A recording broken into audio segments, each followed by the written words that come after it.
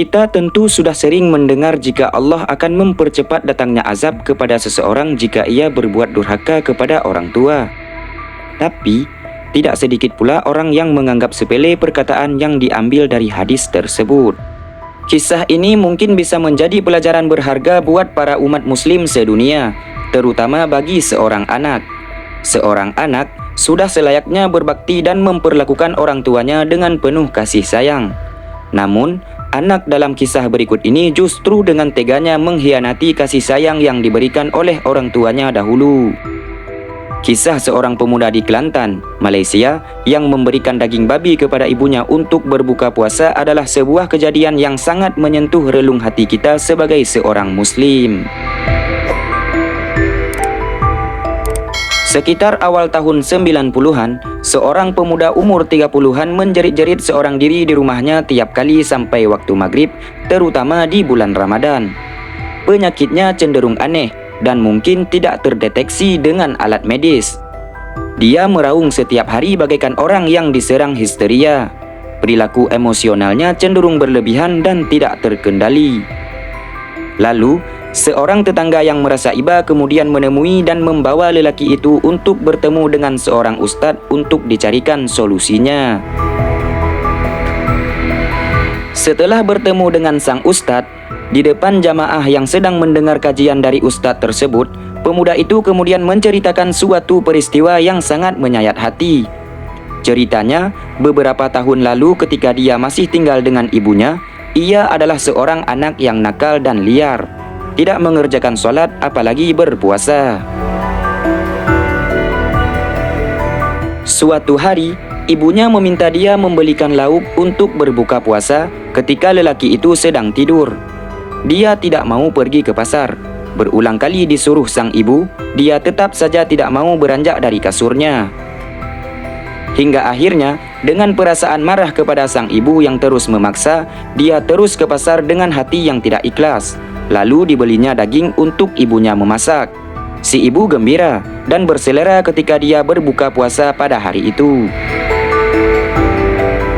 Setelah mengatakan itu, pemuda itu seketika berhenti bercerita kepada sang ustadz. Tiba-tiba dia kembali menangis dan meraung bagaikan dirasuki setan. Dalam sedu tangisnya dia bertanya, "Ustadz tahu daging apa yang saya beli?" Ustadz menggeleng kepala tanda dia tidak tahu. "Daging apa?" tanya ustadz kembali. "Saya beli daging babi, ustadz. Saya berdosa, ustadz," jawab pemuda itu. Ustadz ternganga tidak berkata.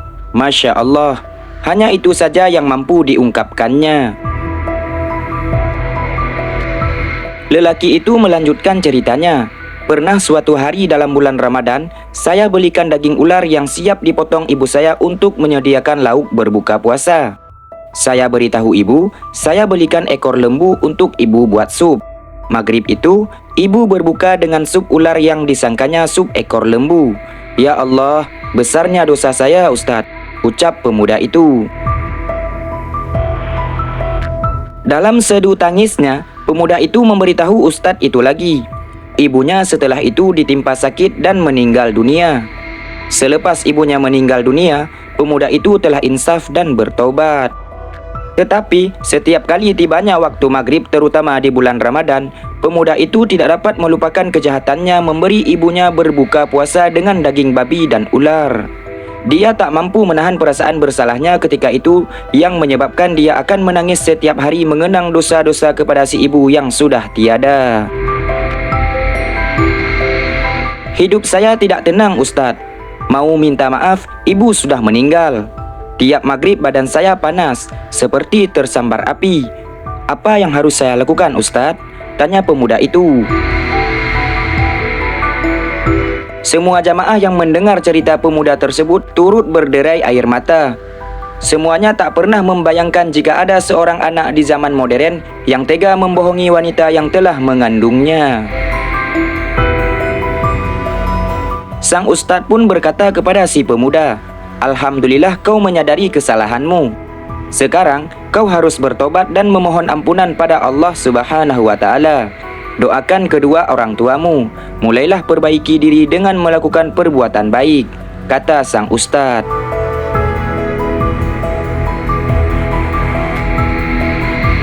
Ustadz menghabiskan tazkirah malam itu dengan mengingatkan hadis Nabi bahawa malaikat meminta laknat Allah kepada orang yang mengabaikan kedua ibu bapaknya ketika mereka telah tua. 2 orang ibu bapa bisa memelihara 10 orang anak hingga remaja. Tetapi 10 orang anak belum tentu dapat menjaga kedua orang tua ketika mereka sudah tua. Sahabat Islami keren yang dirahmati Allah, dari kisah ini kita bisa mengetahui kebenaran sebuah hadis tentang Allah yang tidak akan menunda azab kepada seseorang yang durhaka. Mungkin jika seseorang melakukan perbuatan maksiat lain, Allah akan memberikan azabnya di akhirat kelak. Tapi jika seseorang itu durhaka kepada orang tua, terutama ibu, maka Allah akan langsung menimpakan azabnya ketika orang itu masih hidup di dunia.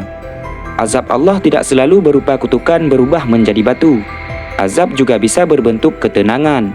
Ada banyak kasus di sekitar kita tentang orang yang durhaka. Boleh jadi orang yang kita lihat durhaka, tapi justru ia makin kaya. Dan mungkin kita sering heran melihat akan hal itu.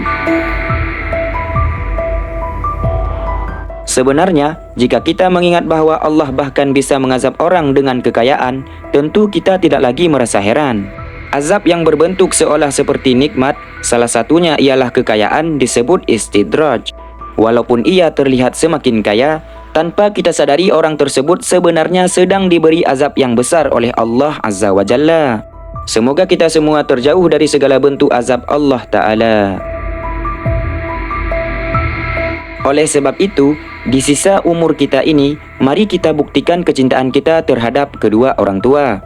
Layani dan kasihi mereka sepenuh hati tanpa batas, sebagaimana mereka mengasihi kita sewaktu kecil dahulu. Patuhi perintahnya selama perintah itu tidak melanggar larangan Allah, dan berdoalah untuk mereka baik ketika mereka masih hidup di dunia maupun jika mereka telah meninggal dunia.